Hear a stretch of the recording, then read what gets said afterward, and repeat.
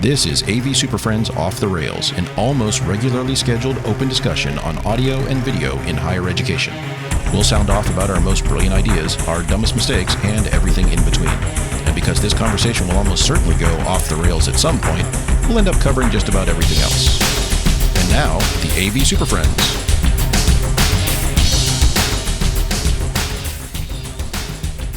For March 24th, 2023, it's the AV SuperFriends Off the Rails. Welcome back, everybody. Time for another Friday afternoon podcast adventure with the AV SuperFriends. My name's Chris Dector. I'm joined today by Jamie, Mark, Larry, Justin, and industry AV networking expert Paul Ziele, who's here to set us straight on everything we've been doing incorrectly. So get your pencils ready. We are all it's wrong. coming. Yes, you are. That. That's the short version, and that. Thanks for the show. You're all wrong. So. Everything you need to know in 15 and a half seconds. Yep. So on today's show, we're going to discuss best practices for network deployments. We're going to discuss a better concept for 21:9 displays. But first, it's been a while. The AV news. The news.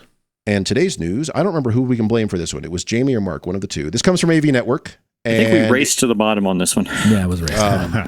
So the AV Network, and this is entitled Dirty Hands and IPMX, and this is about the, what is it fair to say this is the first potentially widely abducted interoperability standard-ish thing, and they did a Dirty Hands event to actually test that interoperability and see how it turned out. So Mark or Jamie, I'll let one of you guys jump into this. What was going on here?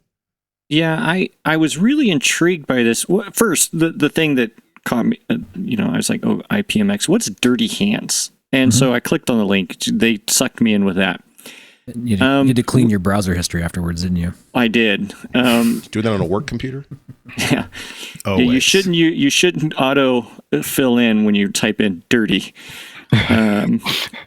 So I clicked over to the link to the article and I started reading through it, and I've seen articles in different network devices that claim they're going to be cross-platform, right? They're going to be interoperable. And you're like, okay, whatever. And then I read through this article, and one, it did a decent idea of giving you the down and dirty of what Dirty Hands is.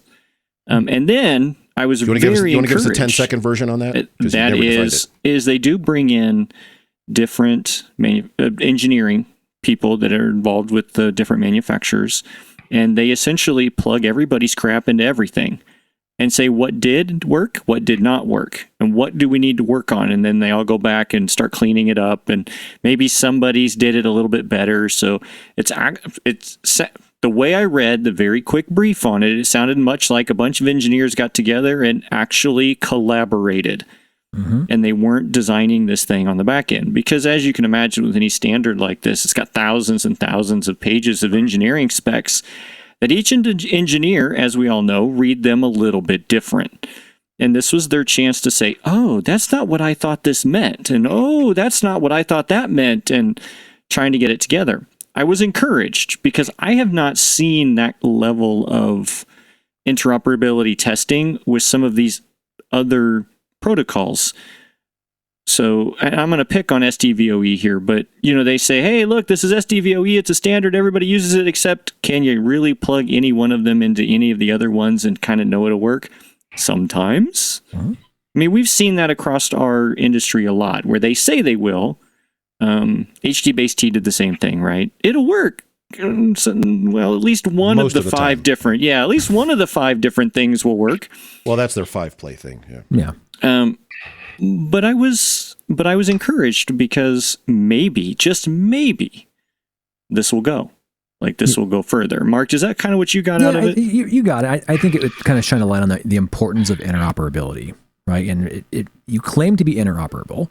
Well, let's prove it. Let's find out what may or may not be. And I think it was engineering a time and a space for engineers to kind of come through here and let's test the assumptions, right? It's supposed to work with one another. And I think it's the fact that you're getting these manufacturers, these engineers coming together and say, we really do want to have an open standard that is interoperable, and let's get into the dirty work of making this so.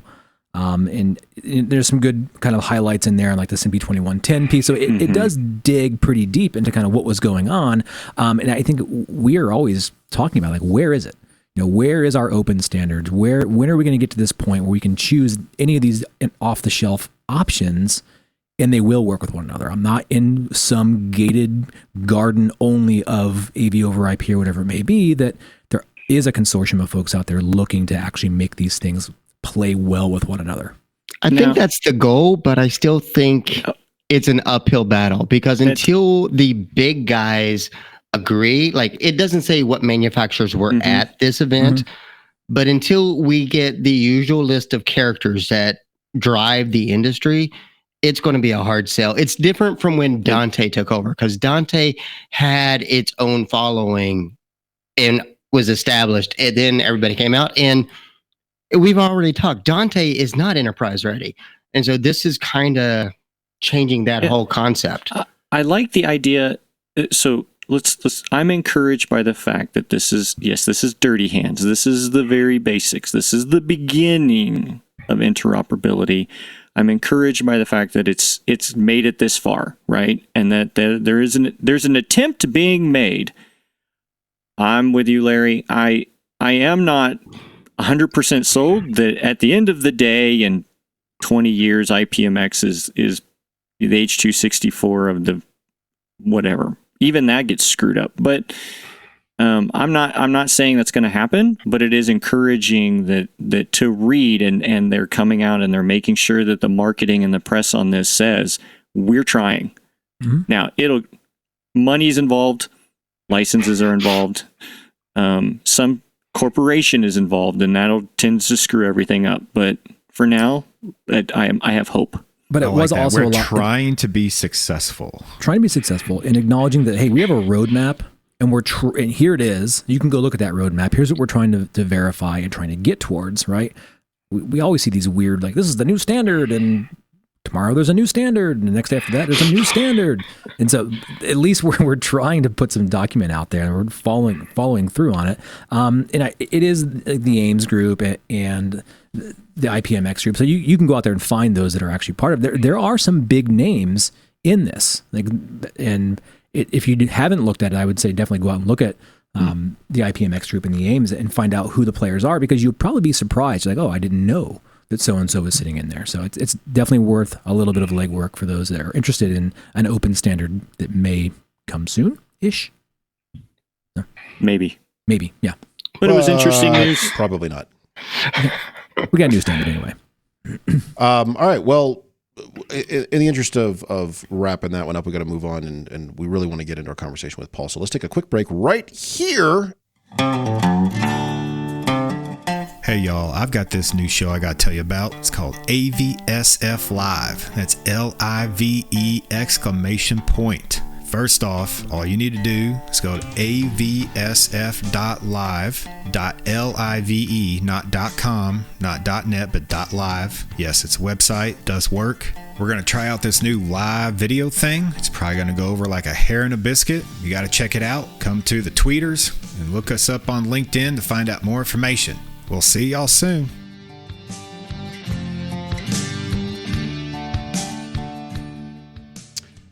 Well, I guess we're going to blame Justin for today's guest. He's been talking about trying to have Paul on for, I don't know, what, months now? Trying to get him on to set us straight on the networking trials, tribulations we've all had. If nothing else, AV over IP and general AV-friendly networking is not going anywhere. It's only going to become more ubiquitous. So get your pencils out, and we're going to figure out how to do this right. So, Justin, what do you got? Oh, Paul. Look at us. How you doing, buddy? Not too bad. Good. Certainly beats working. Yeah, we've been talking quite a while about getting you on the show, talking about some deep dive networking, and we've had some subjects come up recently, and this was the perfect opportunity. We've been doing, a lot of us have been doing AV over IP recently. A lot of us like to click that easy button on all these network switches and everything just magically works. But I had a situation recently until it doesn't work. Until it doesn't work, and then I'm calling Paul Ziele. And that was a real world case where we had a large deployment of AV over IP stuff, in a large building with multiple switches. And Paul and I have been, doing networking stuff for quite a while. We've taught classes and developed content for people, but I still had some problems. And there was a reason why I had some problems, because there was no documentation out there to try to figure out how to solve our problem that we were going through. Well, to be fair, Right? So, nobody would envision that anybody would do something that stupid. Yeah. So that's a fair point, Paul. So don't do stupid shit that I do to where you have to call Paul Ziele to bail you out, right? But it was that ubiquitous thing where we were trying to manage expectations of getting product in. We had to substitute products. We had to get this and get that, and it all had to work together. That was the end goal. So Paul, tell me what we did wrong. What happened? What was I missing? What's going on with the AV and networking and the IT, and why can't we all just click a few buttons and make stuff work?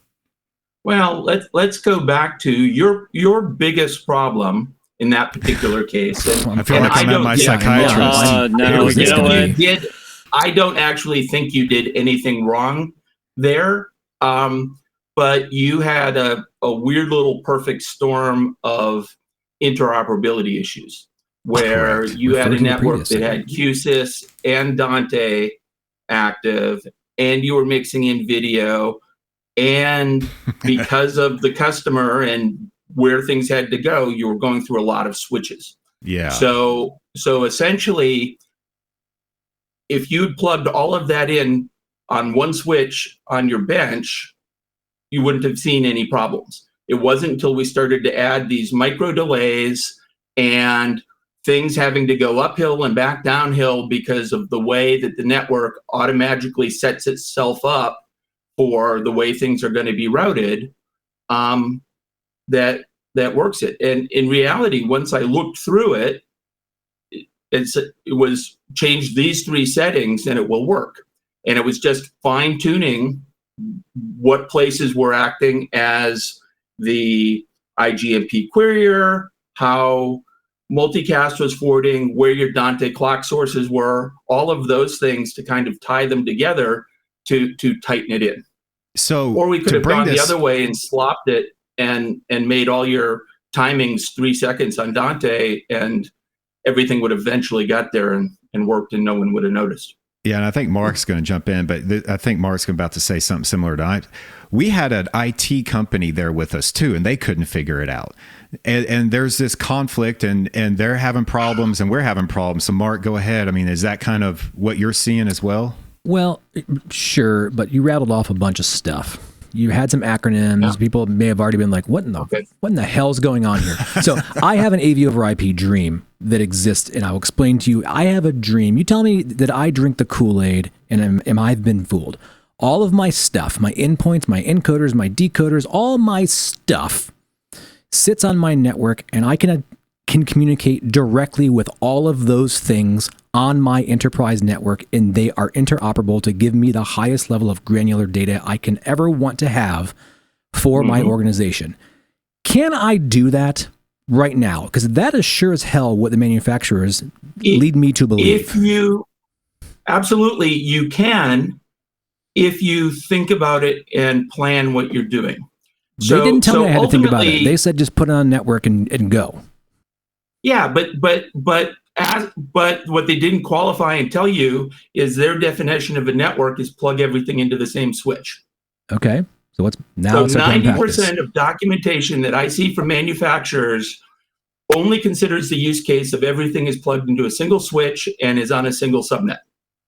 And quite frankly, if that is the use case that you are going to stick your AV practice to, you are fine, because nobody could mess up a configuration on a single switch enough to break AV. But Paul, we're in higher ed. Accepted. We're in higher ed. Accepted. We've got multiple buildings and multiple systems. How well does that work for us? But why is there an assumption that my network's 192? Go ahead. I'm sorry. Go ahead, Mark. Why is there assumption that my network will always be 192? It seems that they all want their own little things, and we're going to handle it all for you. I don't want, my enterprise says you're not allowed to handle it for me. Right. And that's the issue. I spend most of my life reconciling the AV manufacturer's view of what a network is with what an enterprise view of what a network is to make those AV devices work. And there's lots of issues that start to come in and crop up, and they're problems of scale. It's amazing how often that people are surprised that I don't know what's going on. 5 of these work perfectly on my bench, and it doesn't work when I have 650 spread around, 11 buildings. It's a network because most people have this idea of a network is just this infinite resource of things, but you have layers, you have addressing, you have protocols, and a lot of it is everything will literally work until it doesn't work. There is a breakpoint for any technology. What my biggest issue is they don't inform you what that breakpoint is. I have gone through and I have put together networks with thousands of channels of video streaming. But what that is, it's a very thought about tiered layering on how you're going to do things, including whether I need a blocking or non-blocking topology. So if I take a matrix switch and have it in a room, and I want all the rooms to talk to each other, I put a big 64 by 64 matrix switch, old-fashioned, in the middle, and run 2 ins and 2 outs to every room. That works great because when I assign something else to that switch port, it disconnects the first thing. That's not the way IP works. So you now have to have not just a network layer, but a control layer that starts to think about, I can't oversubscribe the link because it's not a fixed channel network. It's a best effort network, which means it will try and is perfectly fine in its contract to fail badly and break everything else while it's doing it. How come? That's the underlying theory of what we're going on. So you actually have to think about all these things that happen and topologies, and we see a lot of things that break down when you leave that single subnet. So IPMX, they're looking at using SAP and MDNS for discovery. That breaks when you start to go across a router. People go, well, you just build an AV VLAN and everything's on the same subnet. That doesn't work where I have structured cabling and have to go to a different subnet to go to a different building or floor. So thinking about what these real world scenarios are and figuring out what those constraints are and how and if the specific technology will work on it before you actually buy stuff and stick it on the network and call me is really the issue, but that is not well communicated to the industry that they should do that.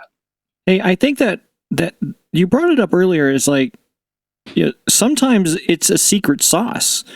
Why can I not find out what some of this stuff is? I hate trying to be conscious of all these things, and I get a device and it says, I'm like, okay, I need to be bandwidth conscious. I need to know what I'm doing here. I need to know what this is. And you get these stupid statistics like up to 890 megs, up to, and you're like, why is it a secret? Tell me why I can't know what the secret sauce is. One of the reasons it's a secret is because the manufacturer doesn't know the answer. I'll let you in on a dirty little secret. When you're developing a product and you say, I want to use that chipset, you buy a developer board and it has a Hello World program to get you up and running on that.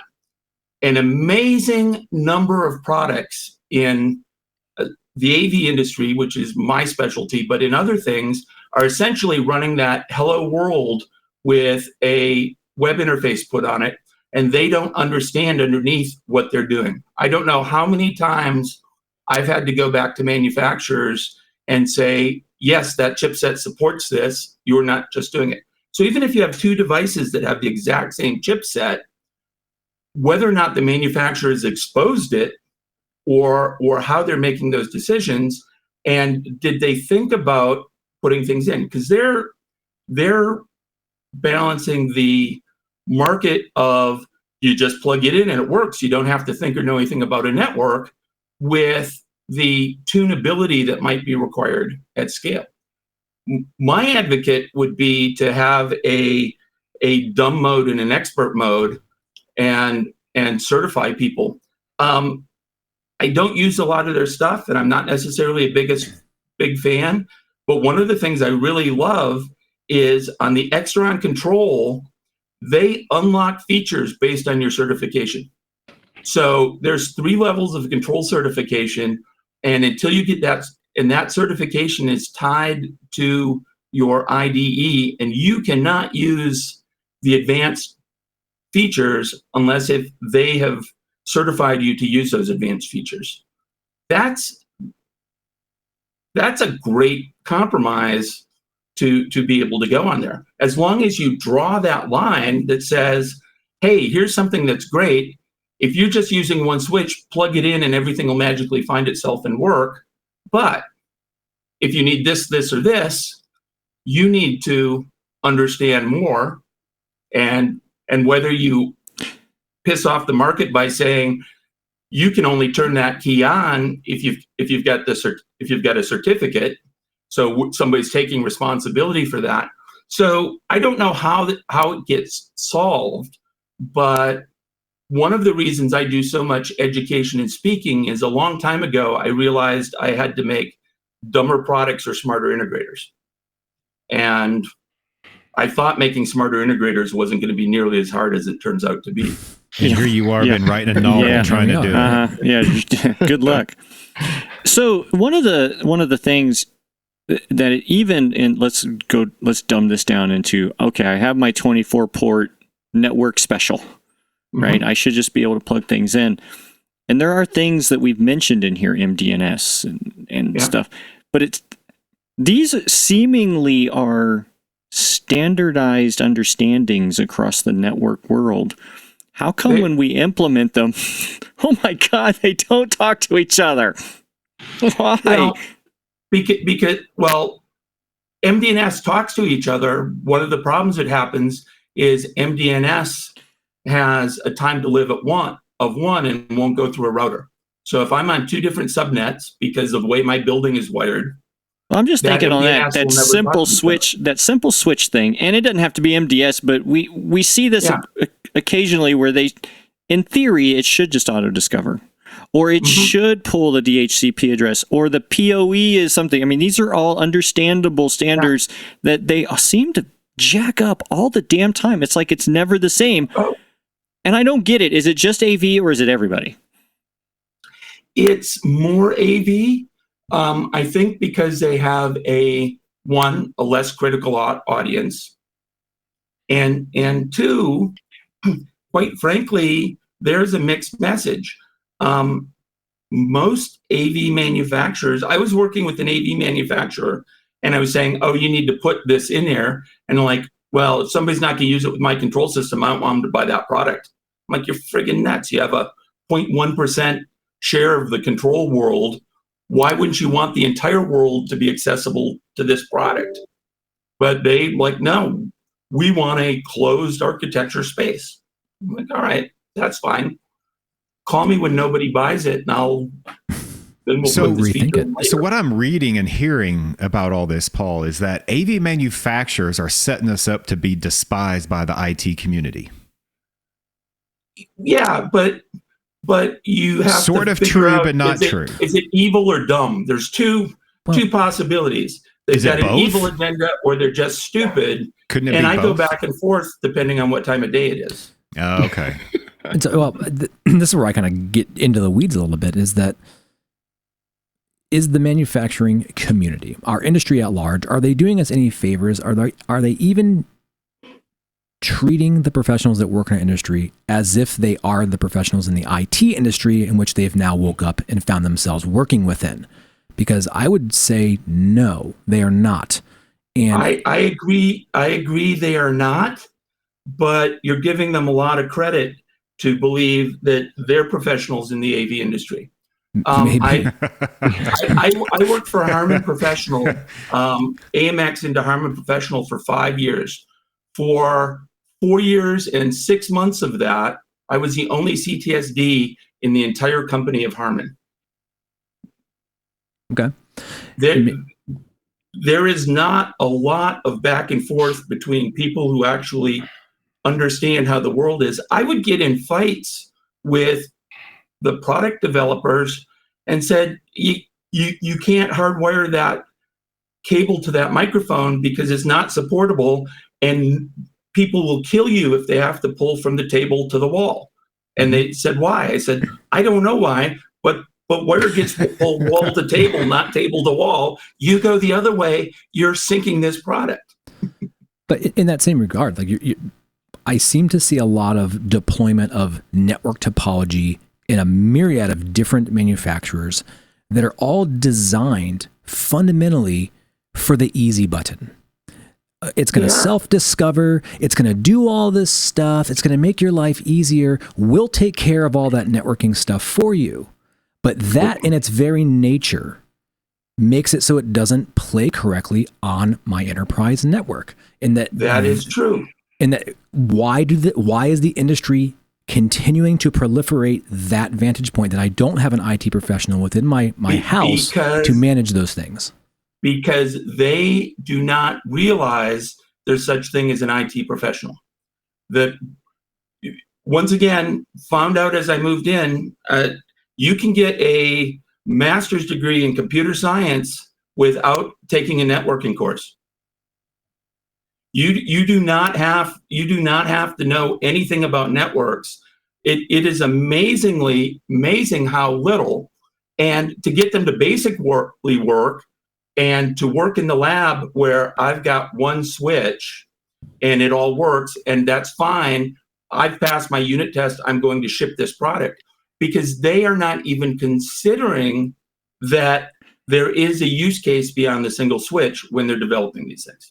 And we had that conversation with a manufacturer a couple of weeks ago, and that came up. It's like network maturities across the world, not just in higher ed, but in corporate environments and government, is to a point where it goes to what we've been talking about. And like Mark said, your stuff should be enterprise ready, even if that is the go to the advanced page. And it's why do we keep dumbing it down into it has to be a separate thing? They know. It's like they all acknowledge, like, oh yeah, enterprise is important in the banks, and enterprise is important in hospitals, and enterprise is important in higher ed. And you're like, okay, well, that's now 50% of the world. Mm-hmm. Why are you still dumbing this down to home-based? Because they don't have any domain expertise and don't necessarily want to. And the AV professionals aren't helping by not gaining any network domain expertise. There, okay. And wanting that, and not pushing it, because they're saying, I don't want to learn this. And so what it really gets down to is the entire professional AV industry is still treating networking like it's a HDMI and RS-232 extension. Mm-hmm. It's not. Wait a minute. I'm being a smart ass. Sorry, Paul. Yeah, but that's what they're treating it like, and within that parameter. So anybody can make that simple thing work, and I have nothing against the simple way. If I'm just throwing up 3 encoders and a display on a switch, I don't go and do a full configuration. I know I don't have to, because none of that traffic is ever leaving the switch. I'm not going to be able to break it. Mm-hmm. But when they don't give you the ability to go through, and in most of those cases, if you understand what they're doing, what the protocols are, using Wireshark, and understand what the protocols are and what the limits are, you can make anything work. The next question comes is, just because I can make it work, if I'm on an enterprise network, are they going to let me? Because I see dumbass things suggested all the time. I'm like, I would never ask the network guy to do that. They'd never answer the phone again when I called.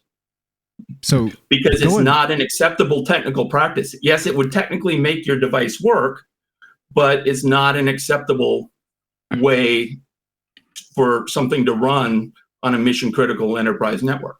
So mission critical and also security wise, because I've seen those same things come up. Manufacturers assuming I can get my security guys to open up all these ports so this device can talk to the outside world. And in a zero trust environment, my security guy looked at me like I was crazy. Like, that's not going to happen. Yeah. No, that's happened. I spent most of my time at Harman working on security, and somehow got pigeonholed as a security guy. And I hate security. I mean, I do it a lot. I make money, but security in my mind, there's no value add to security. That is a check mark on a piece of paper so I can get on the network, so I can do these other value added things of seeing everything at the same time and preemptively break fix and reroute and substitute and failover and all these other things. If I'm shut off from getting my signal from one room to another because of security, all of that's already off the table. So there is almost no device in AV that has good enough security to meet basic requirements. I actually got a set of Harman products up to that point, and they just let that die because they didn't have somebody internally nagging them. Well, they're letting everything die, aren't they? That's a They're just kind of letting it all die. Yeah, part of the conspiracy part of me, and this is more of a question, but my thought was, not to discredit what we're talking about as far as the networking side of this, but as manufacturers create this easy button, is it not some part of these engineers going, well, we could enable higher profits, because if the integrator's job is easier and they just click the button, get out of there and get paid, they're going to buy our product more. Does that play into it as well, or is that not a thing? I think it does, but what it really comes down to is if you think of making a product like an integration, you do a needs analysis and you figure out what's going on. And the question is there a use case that requires all of these things, as well as there's something to be said. There are a lot of times that I've had engineers say, put this button in, and I say, no, don't put that button in because people will use it, and it's a 3% use case, and 50% of people will put in a value because they can, and they'll make it worse. So you always have this balance between fully configurable and people being able to intelligently make decisions on. And so, especially in cases like audio, I had limiting on the output of a DSP, and they said, oh, we're going to make it compression because it's the same algorithm. I'm like, no, nobody in a distribution processor should ever use compression on the outputs. If you put it in there, someone will, and it's going to sound like shit. So no, I don't care if it's the same algorithm. This is the curves that I'm going to let you put in there. It's very similar in AV. If you have all of those things and people willy-nilly put in magic numbers, and people are anecdotal, they'll change 15 settings at once. It'll fix it, and they'll fixate on a setting that didn't fix it and always put that number in.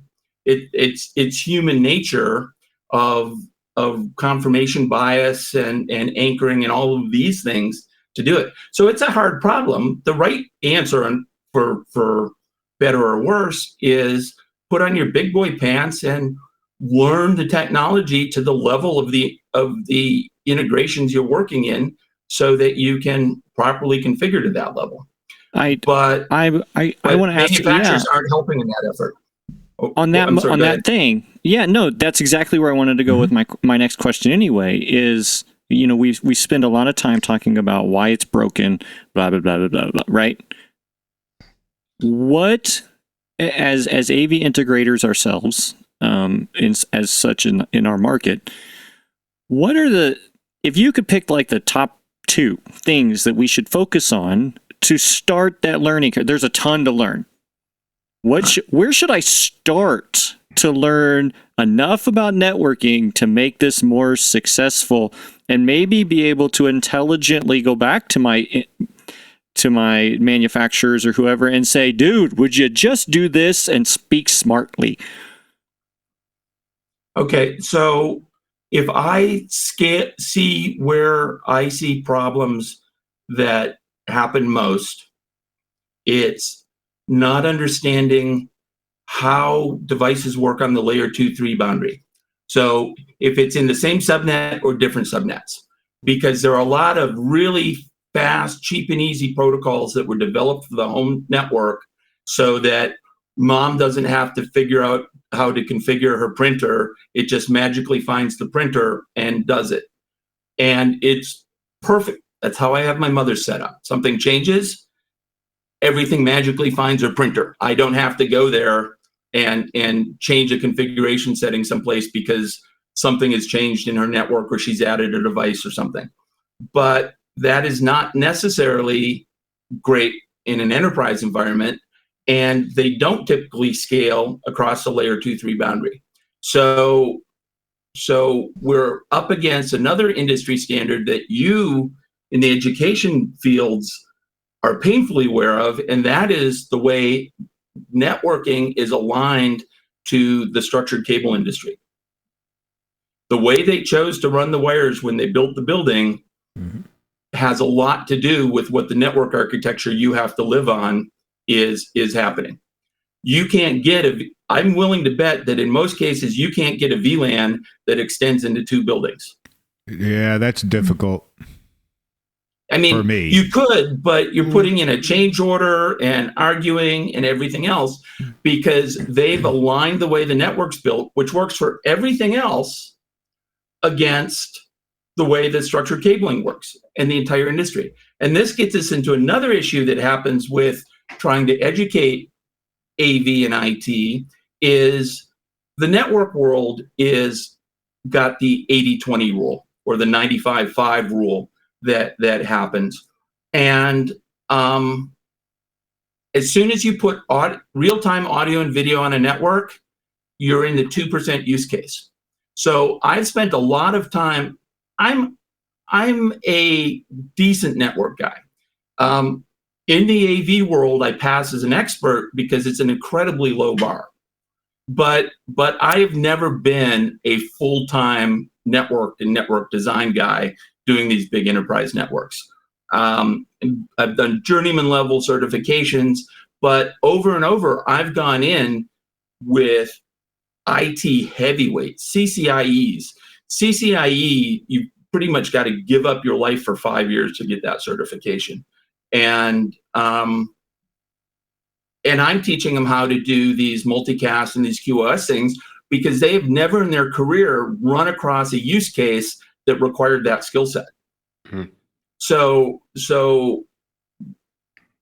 going back to Jamie's question in some of this, QoS and multicast end up being critical in an enterprise environment, if for no other reason than you're going to probably have to give a lot of hints to the IT people on how they're going to make this palatable to their network. I would say right out of the gate, coming to the table and saying, I need QoS in multicast is DOA for 95% of the people that are going to be listening to this. Well, they're going to say, nope. It freaks them out so fast. They're just like, no! Yeah. You're like, hold on, stop, time out. Let's talk. That's the other problem. Saying I need QoS and multicast is not a engineering spec. It's like somebody saying, I need audio and video, please design me a room. Mm-hmm. Right, and so you're creating this friction point. I need QoS and multicast. Right. QoS and multicast have a lot of parameters there that you, as a person who's requesting this shared service on the network, would be expected to provide them for them to do their due diligence to allow you on their network. And so can you speak to the importance of multicast? specifically. And then I want to talk also about the importance of QoS, because I agree that those pieces are really critical. And so what is it about AV over IP that we need to have multicast enabled, or the ability to manage that on our networks? So there is a couple of things. There's this belief that every source needs to be able to get to every sink. Why I suddenly need 8 PC sources in this classroom to be able to go to every other classroom. That's a use case. You know, at some point, customers define use cases, and, you know, if they want to do it, they want to do it. That's a statement of work issue where you get them to sign off on the statement of work, and if they've agreed to pay for it, then you design the ridiculous system that's required to do that sort of thing. But ultimately, with multicast, you run into two problems. With normal unicast that works well, goes across layer 3 well, for every receiving device, you're sending out a stream. So if I'm starting with something like a NVX or SDVOE, I'm taking 80% of the bandwidth of that link on stream number 1. I can't send it out to 2 devices at the same time. Multicast is essentially saying, I'm going to put it out to this virtualized address, and anybody who wants it can ask for it, and the network will figure it out. So it's really compelling as an AV use case, but the network figure it out involves a network being configured to be able to figure it out and have all those things work. So multicast is a really good thing. And if you're familiar with Dante devices, you see on Dante devices that there's a limit to the number of streams. So if you have a Brooklyn device, you can do 2 unicast streams, and that's it. If you need to go up to a bigger chipset to be able to do more streams. Dante also limits multicast to the local area. And there's some other weird things that happen that Dante Domain Manager, which is actually not a security device, it's a device to facilitate discovery across networks, because Dante relies on MDNS, which doesn't go across a router. So 2 Dante devices will never. If you remember trying to set up a 2 VLAN Dante before Domain Manager, all bets were off. It was some funky setup. But they don't go to multicast. And I believe the reason is because they don't want to support it. But I've run into that problem where I can't take a $200 2-input mic wall plate and be able to page out to all the floors from it, because they're all in different subnets, and I can't go to more than 2 devices, and I can't do multicast because it's across floors. So I'm moving up from a $200 wall plate to a $2,000 DSP to plug a microphone into it so that I can do paging on a facility with multiple floors. And I will give Audinate credit. At least they disclose it. You know, they're very good about disclosing what the limitations, saying our stuff doesn't do that. I'm more frustrated by people who don't disclose the limitations, because there's a lot of things that knowing what the number is much more important than knowing what the number is. If a device can only do 3 things simultaneously, I don't care. That's in my equations, and I know if I have to do more than 3, I now have to design in something else. But for that number not to be disclosed and the manufacturer not be able to provide me with that information where I ask is a bigger problem. Now, I've been burned often enough because I'm old that I ask and then I benchmark and verify against these things if it's critical. But it's amazing how many people assume if a limit isn't given that it's unlimited. And that's not the way networks work. That's not everything's the way limited. Processor-based works. That's not the way the world works.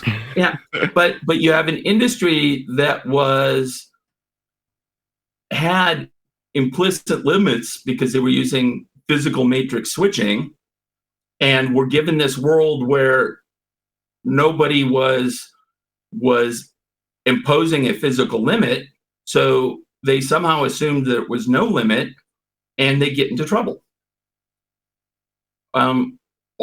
It's a really common thing. And then they blame the network.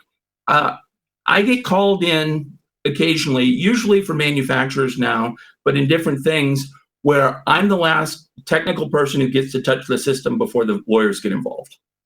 And some of these are millions and millions of dollars, huge systems that just aren't working right. And I can count on one hand the number of times something has ever actually been broken. It's not configuring it. It's not considering how it works. Essentially, everything is working exactly how it was configured, and nobody understood the unintended consequences of what they configured. So in multicast, to make multicast work well on a switch, you use this stuff called IGMP snooping, which essentially says only the people who ask for it get the multicast through the switch. That's great. But IGMP is not something that was created for AV. It's something that was created for distributing router protocols, and is a communication so that a router can talk to other routers to get multicast sent across the network and come in. And so that router is responsible for asking and for telling the other routers what multicast is available. So that works by all the multicasts that are on the local network being forwarded to that router so it knows what's available. So what happens when I now have two switches and I only have one querier, that uplink from switch 2 up to the switch that's acting the querier is getting all the multicast forwarded across it, which is fine if you're doing a packet now and then, which is what everything was designed for, but tragic when I have 6 800 megabit streams that I think are going to go across that gigabit link. Suddenly everything doesn't work. So Netgear has come up with a feature, and those of you listening on podcasts can't see my air quotes, called IGMP Plus, which solves this. But given the easy button version of the world, they don't tell you what they're doing. They're using something that has been in cheap Cisco switches for 10 years now or more, where they just turn off the querier from forwarding up the link because you don't have a router. So Cisco calls it something like forbidden VLAN or something like that. It took me a long time to figure out what Cisco was doing with it, but different switches have those things in them. In Netgear, they've only enabled that in the most expensive AV switches. In Cisco, it exists in the Cisco CBS 220 that you can buy on Amazon, an 8-port for $149 all day long. But in Netgear, you click a button that says IGMP Plus, whereas in Cisco, you have to go into 3 different menus and actually configure it correctly.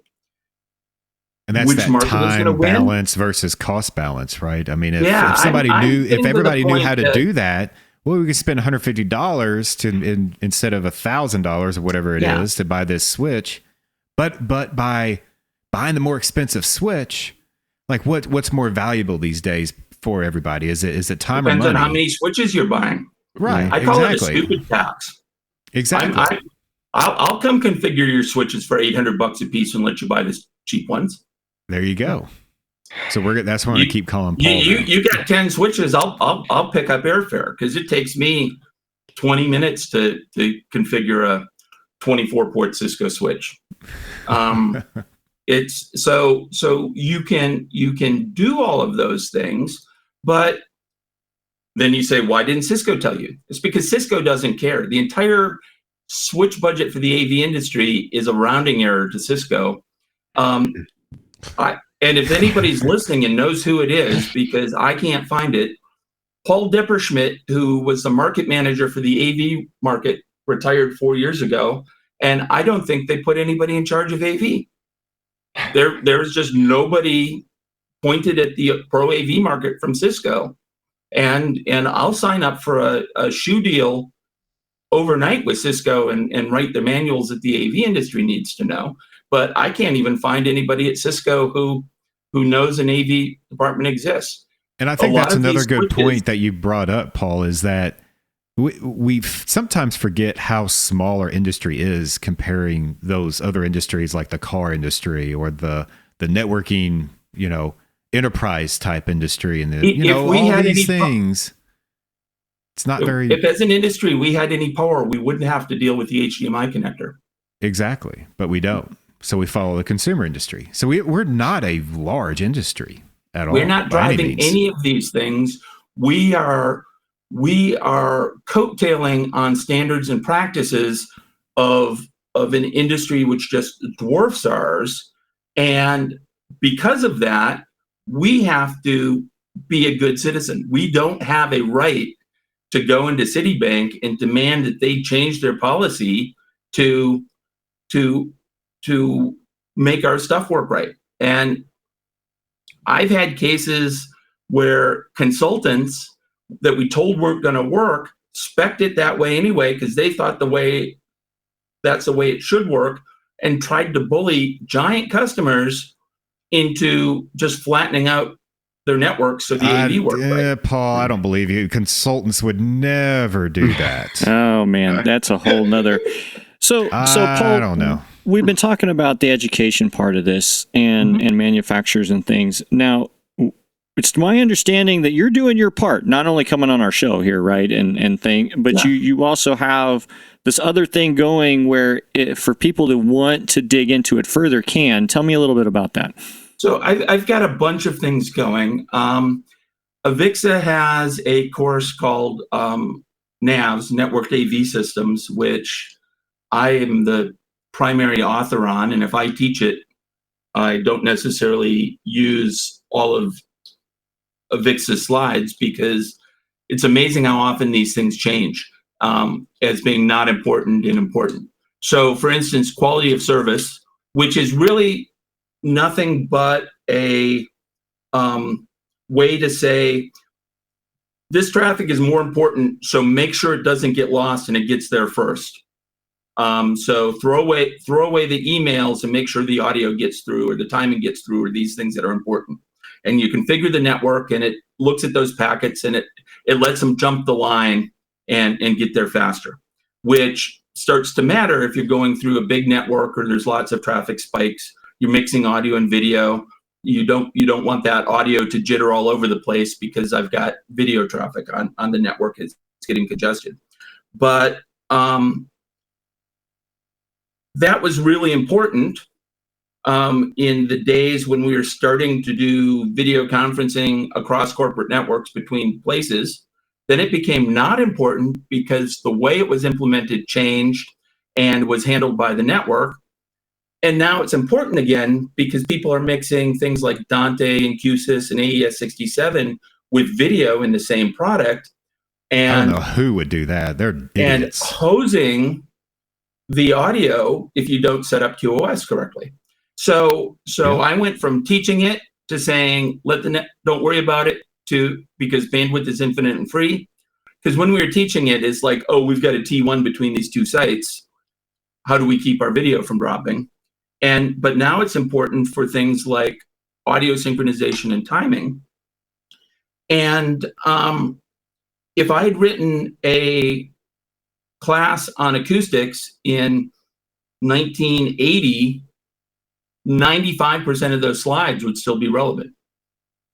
Right. And I'm being generous. 100% of them would be. The math hasn't changed since a little bit of Shannon information theories in the 50s and 60s. Since the 1800s. But you're also writing a novel though right now, right? For a magazine. Yeah, that's what it's coming into. So I've started doing, and I've been toying with, and I write a lot of white papers for people that don't have my name on them. I write some white papers that have my name on them. And I've started collecting these things and putting together a series that is on AV networks that I don't ever get to choose the titles, but it's called Ziele's Deep Dive, which I kind of like. And I mentioned QoS because it's high on my mind, because it's the first series. And so in this, over the course of 4 articles, which in my mind constitute part 1, I go from this is what QoS is and does. So things that the sales guy should actually know, kind of what the concepts are, into I've got a simple system with just Dante and stuff. This is what you need to do, which is the end of all AV training, into here's what happens when I start to have to mix signals or I have a device that doesn't do QoS and what I have to do, and go further in. And it just, so I've kind of got this inverted pyramid of accessible and needed by everybody. And I just keep going until there's, 3 engineers and a half a dozen posers still in the room. And then I go on to the next subject. Where can everybody find this great deep dive immersive content at? On AV Networks. And they're coming out once a week. We're only on week 2. So get reading, start early. avnetworks.com. I believe it's under the SCN banner within there, the Systems Contractor News. And they've given me essentially carte blanche. In lieu of payment, I get to make these as long as I want to, and I'm trying to keep them 3,000 words, which in the blogosphere is ridiculously long. But I remember, and I'm doing another series on multicast. I've got several in the works because I'm just kind of globbing things together. But I remember putting together a white paper on multicast years ago when the use case was just IPTV, and going to the AIMX people and say, I've written a short white paper on what the integrators need to know about multicast. And they looked at it and said, this isn't short. This is 35 pages long. I said, the standard text is like 700. If you look at the new 802.1q standard, it weighs in at like 2,300 pages long. I mean, these are, in the scheme of things, short because they're bounded use cases within AV. You don't have to know everything about it. I don't know everything about it, but I've been able to pick out the things that are important and highlight them. And what I try to do is say, if you hit this point, think of this. It may or may not be a problem. You don't necessarily have to do something, but here's a red flag that lets you stop and examine whether or not you should continue forward. And that's kind of what you were telling me how to read it is you read it up until you get the information you need, then you just stop reading. Yeah. You don't bother. I'm fine with people not reading through the end. And I resisted to put the 5 and 6 in it because I just realized they were getting ridiculously specific. And if I get feedback or something, or I'm like, oh shit, we need something this week, I'll use them as filler for the super deep dive. But I got to the point that I don't think a lot of people are to go through. And I'll give you the spoiler, which actually starts to talk about in this one, is one of the things I discovered is that I could not find a single white paper in the AV industry and almost none in the IT industry, because it doesn't affect them, that talks about one of the hidden problems.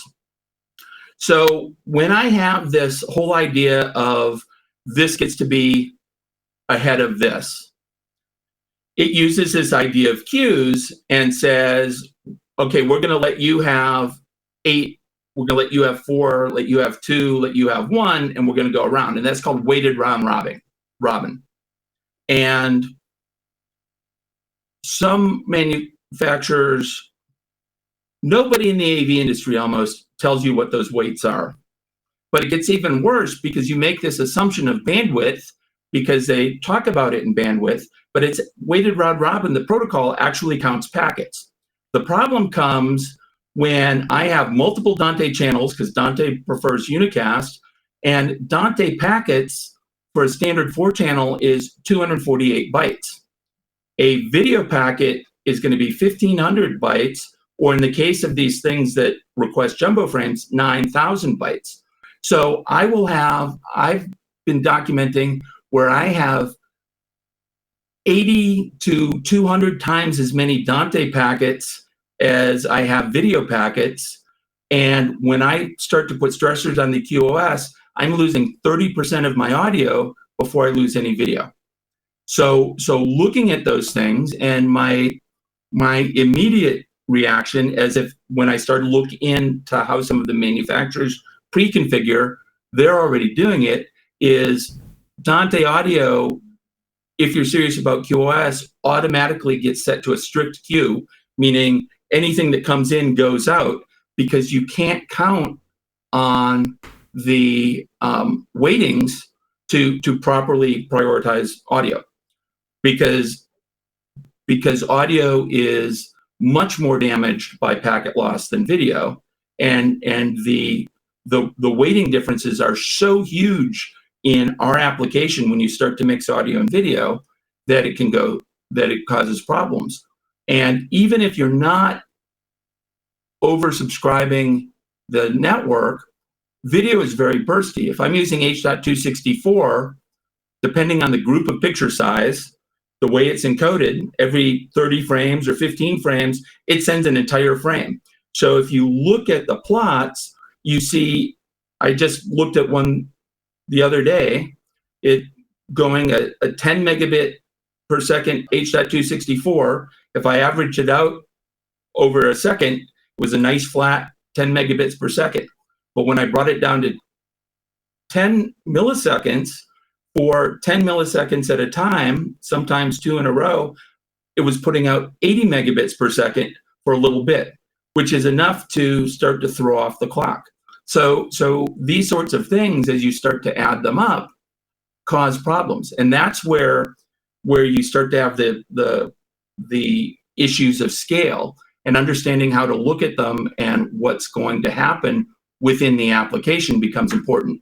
And that's mostly what this series and my courses ends up being, is here's the theory of how it's working, so you know enough to kind of understand what it's doing.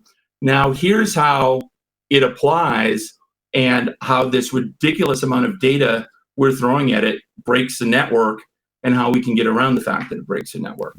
So if you need to know, work, if you think about if you need to know more about that, then you need to wait probably another 3 weeks, because you probably went through the first 2 or 3 weeks of summary right there in those articles. No, I get into that in the second week. In the second week, second week. So well, we'll make sure definitely send everybody there. At the end of the article in the second week, it gets deep after that. Yeah, we're gonna have to take a commercial break. I think is Chris ready to take a commercial break? Yeah, we'll drop one in here. Paul, I want to thank you for diving so deep into this stuff. I mean, that's awesome, Paul. I've gone through 2 pencils and I'm still writing. Stuff. So, no, it's great. I think we're going to have you back to continue this. It's like anytime. Networking isn't going anywhere. It's only going to get more ubiquitous, and we really need to understand it. And I like the way you phrase some of this. Like, nobody in AV really knows networking well enough to really be doing this. And at the same time, all the manufacturers are just putting it in there. So, and we're all doing it anyway. And we're all doing it anyway. Yeah. And it's regardless of the fact we don't know, we're just going to do it. And people get false confidence by the fact that it works most of the time. And then we have to call Paul to help us out. Or it works well enough on the test bench, like you said, and then you put it in an actual production environment and falls apart. I actually stopped an integrator that accidentally, during another call, I found a call about another subject. I found out that they were about to replace 60 Netgear switches with Extreme switches because they were having a problem. And I'm like, stop a second. And what are you doing? They told me, and what's the problem? I said, there's no way in hell you could possibly configure the networks, those Netgear switches, so badly that it causes that problem. It's not a switch. Why are you doing that? Well, the customer wanted Extreme and we talked him into Netgear, so we're doing it. that wasn't at all the problem. It was a setup on a server that was causing the problems. That I had them grab some Wiresharks, and we solved it in an hour, figured out what was happening. But they were ready to dump $100,000 of hardware to prove it wasn't the switches. And I see it all the time. And I hate kicking the can down the road. So get educated. Everybody needs to get some education. Yeah, we'll put the links to Paul's series in the show description, so get started on those. So, and we'll definitely have him back. But in the meantime, we're going to take a quick commercial break right now. As many of you know, the Super Friends have always been better received when we have more input from you. So, here's your chance. Send us a note at mailbag@avsuperfriends.com and get involved with the show. We're looking for some topics to discuss, some fellow nerds to talk to, or just general AV awesomeness to brag about. But remember, we'll probably steal your ideas. And I suppose we'd take some criticism, but that wouldn't be very nice. Anyway, drop us a note at mailbag@avsuperfriends.com and find out how quickly we ask you to join this nonsense. Okay, so for our final segment this week, we have a mailbag from a listener, and we always love these, so thanks to them for writing in. So this comes from Davis Pasquarello, and he's at the Harvard Business School.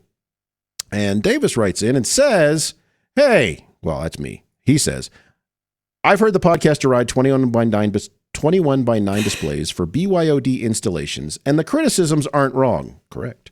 However, we use 21 by 9 in many of our Zoom room equipped spaces, and I wanted to give you some food for thought.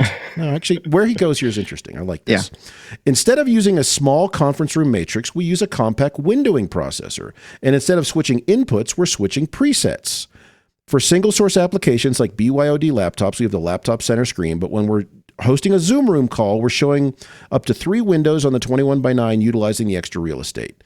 The window processor gives us a lot of flexibility to accommodate Zoom rooms, Teams rooms, and side-by-side collaboration, or whatever comes next. This design is not without some drawbacks, but there is some merit here. And I agree. I want to say, Davis, thanks for writing in. You are 100% correct. You are doing it right. You get the Doing It Right award for the week. Larry wants to jump in. Go get him, Larry.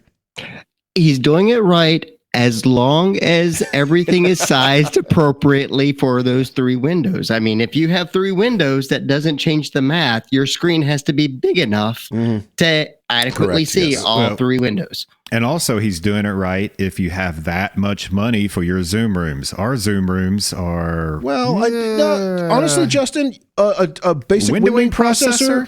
I've done it in a classroom. It's not that bad. There are basic windowing processors that if they're over $1,000, that's too expensive. Yeah, you're probably right about $1,000. But still, the concept here of, and this is one of our, I think we hammer on 21 by 9 and ultra wide displays and things. Though again, I'm not anti ultra wide. I'm anti ultra wide for the sake of it being ultra wide, because I'll say go wide or go 32 by 9 and put 2 side by side fields up there. But it's when you simply take a single source and just wedge it in there, because it's, in theory, it's wider, so it must be cooler, which works great on your desktop. Many of us are looking at ultra-wide displays right now, but that math, to Larry, to your point, that math doesn't translate one-to-one into a presentation or conferencing environment. Yeah, and I think that's where we've had several comments via Twitter and face-to-face and now the mailbag about the same thing, is that yes, we do bash on the ubiquitous promotion of 21 by 9 in the front of big thing everywhere. And our point is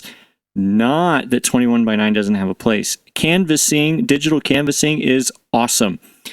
If you, in this particular case, it's exactly what we think it should be if the math works and if you have the wherewithal to be able to implement that correctly. I'm all in. I love it. Except that's not what it's being marketed as, and that's what we're bashing, is the marketing and the misinterpretation of Microsoft's marketing.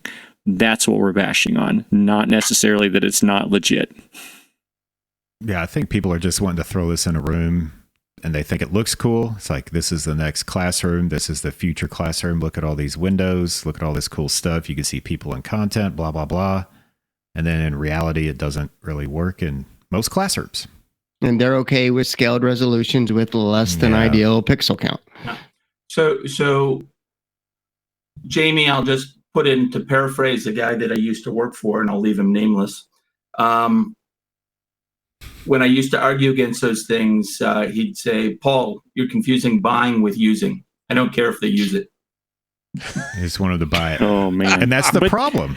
And that's what we're railing against. That's the problem. Yeah, I need a shower now. That makes me feel dirty. Yeah, thanks. Now that we're all greasy and gross, Chris. So again, Davis, thanks for writing in. You are doing it correctly. Assuming your math is correct and things are sized appropriately, and you're not just taking a 4:3 PowerPoint and stretching it to fill whatever content fields. But yes, that is a very clever use of an ultra-wide display, or an ultra-wide aspect ratio rather, is to leverage it as a single larger canvas, and within there you identify different content fields, appropriately sized of course, to switch between them, because then you still get best of both worlds. You get the right content at the right size looking the right way, and you get the new shiny, we have an entire display wall or something like that. So very cool. Love to hear more about that. If anybody else out there is doing ultra-wide aspect ratio displays correctly, love to hear about it, because honestly, this is not terribly new. I mean, Jamie, you and I did one of these at Missouri in 2012, 2013 with that. It was 4 displays across, but it was probably 27 by 9 if you did the math. And we leveraged it. We never switched it was 4 projectors, edge blended, all the rest, but we never switched those. We switched the window processor in front of it so the content looked appropriate at all times. We had to actually dial it way back because it had way more capability as far as inputs and outputs than was actually useful to people teaching in that space, because frankly it's overly complex. But in the final application that we used, which was pretty much, here's displays AB, or kind of a display A in the middle stretch sort of thing. So there's ways to do that, but it was this same model at that time. Of course, 10 plus years ago, it was very expensive to do. Very much a showpiece, very much a, here's your new shiny, look at this, but it was impressive and people loved it. And I think that's the appropriate approach to take to these wider aspect ratio displays, regardless of size, assuming you get your content correct, that you treat them as content fields, content canvases, digital canvases, not as a one source, one display, and I'm just going to make this fit here regardless of how it lays out. So, all right. Any other thoughts on this suggestion from Davis and how they're doing it at Harvard? I think do your research on your marketing. I think we've kicked this dead horse. All right. Well, Justin, you just need to have your school get a couple of $1 billion worth of endowment. You can do that too. Yeah, I don't know where those people are that are going to donate that. Our graduates aren't making $1 billion like Harvard.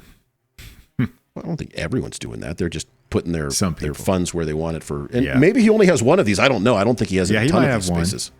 I think he said they have it in multiple spaces. But which also proves our point. Yeah. It's the rich kids. It's the rich people who want their kids to go to Harvard that are funding the endowment. Well, and there's definitely something to be said for that, Paul, that if you're bringing people through on a tour and you see this stuff, you're like, hey, this looks high tech and new. So it's nice. Just the way to do it. Yeah. Shiny. All right. Thanks again, Paul, for joining us. See you all next time. Appreciate it, Paul. Well, we've managed to ruin yet another episode of AV Super Friends Off the Rails. You can contact us with questions, topic ideas, or general complaints at mailbag@avsuperfriends.com. If you complain loud enough, we might just invite you on the show. Nice work, everyone. Sharp broadcast. Really good. Everyone on the floor as well. Really a lot of hustle. I liked it. The opinions expressed by the AV Super Friends are solely those of the individuals and do not represent their respective institutions, organizations, companies, or clients.